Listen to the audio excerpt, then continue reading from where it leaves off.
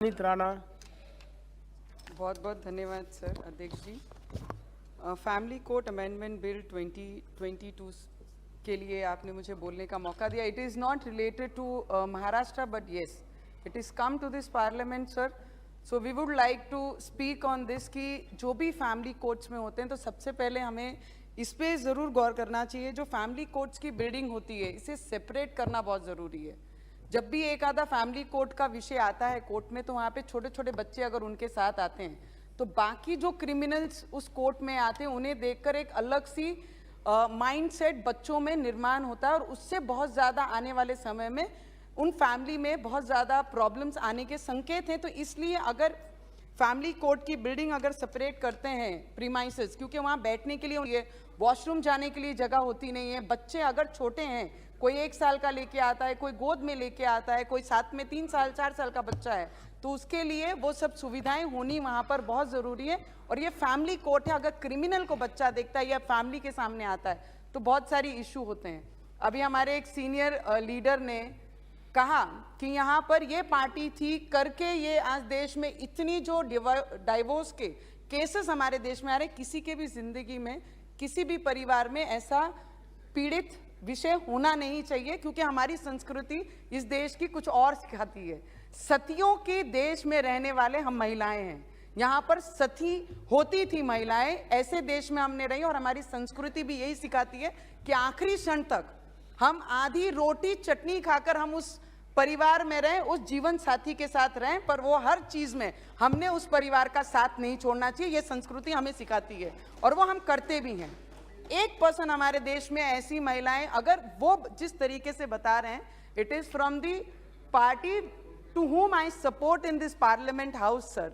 But कभी कभी ऐसी चीजें आ जाती हैं जो आप डाइजेस्ट नहीं कर सकते हैं। अगर आप बोलेंगे कम्युनिस्ट माइंड के लोग थे या कांग्रेस दिमाग के लोग थे इसलिए आज डिवोर्स को इतना बढ़ावा मिले, नहीं सर। हमारे संविधान ने लिबर्टी दी है, हमारे राइट्स के लिए, हमारी लड़ाई के लिए हम लड़ सके, वो राइट्स हम लड़ रहे हैं।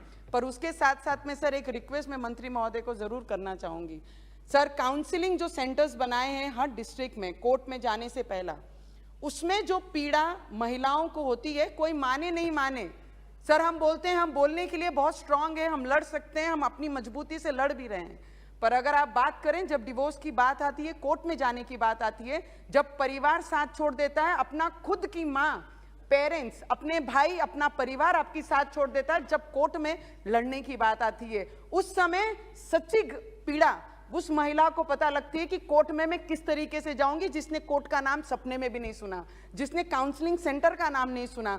तो ऐसी महिलाओं के लिए जब काउंसलिंग में जाती हैं तो बहुत सारी एनजीओस काम कर रही हैं। मैं ये नहीं कह रही कि एनजीओस अच्छा काम नहीं कर रही हैं सर, एनजीओ अच्छा काम कर रही हैं। अगर उसकी जगह पे कोई एक्सपर्ट्स, एडवोकेट जो एक्सपीरियंस है वो अगर काउंसलिंग करेंगे तो मुझे लगता है जो समय 10-10 साल का कोर्ट में लगता है सर, अगर किसी की भी शादी टूटती है, डिवोर्स होता है उस एज में, 30 एज में, और 10 साल अगर उसको कोर्ट में लगते हैं, आधी जिंदगी उसकी निकल जाती है सर। उसका रीमैरिज करना, उसका दूसरा संसार बिछाना बहुत मुश्किल होता है। तो उसके लिए भी हमें सोचना चाहिए सर कि उन्हें जो पीड़ा होती है काउंसलिंग सेंटर से लेकर कोर्ट में जाने से लेकर, कोर्ट में अलग अलग बातें, समाज में समाज के ताने, पुरुष को बहुत कम सहना पड़ता है, महिलाओं को बहुत ज्यादा सहना पड़ता है सर। उसके बारे में अगर हमने सोचा, this is not related to this bill, पर मैं ये चाहूंगी सर कि काउंसलिंग सेंटर में एक्सपीरियंस एक्सपर्ट्स लोगों को अगर आपने बिठाया, कोई रिटायर्ड एडवोकेट्स को बिठाए, तो उन्हें काउंसलिंग करेक्ट तरीके से वो दे सकेंगे और महिलाओं को बहुत बड़ा फायदा उनके भविष्य के लिए हो सकेगा सर।